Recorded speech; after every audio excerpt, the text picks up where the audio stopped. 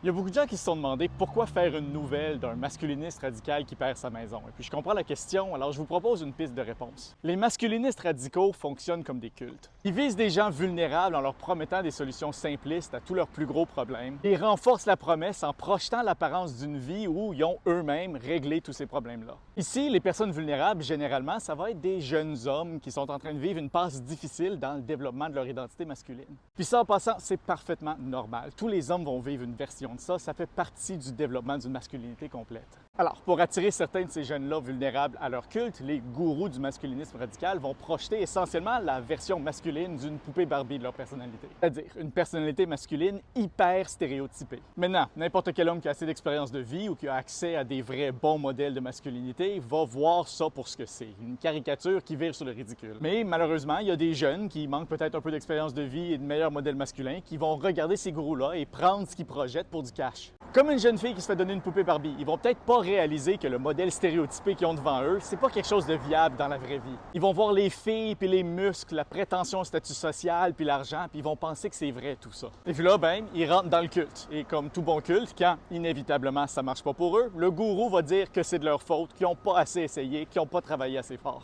Et c'est comme ça que les jeunes hommes vulnérables viennent à être contrôlés par le gourou. Alors, pour revenir à pourquoi c'est une nouvelle, ben c'est pas parce qu'on se réjouit que quelqu'un qu'on aime peut-être pas est en train de perdre sa maison. C'est plus parce que c'est d'intérêt public de briser l'illusion du succès que ces gourous-là projettent. Ça leur fait un outil de moins pour convaincre des jeunes hommes vulnérables de se joindre à leur culte. Et puis ça, ben, c'est notre masculinité collective qui en sort gagnante.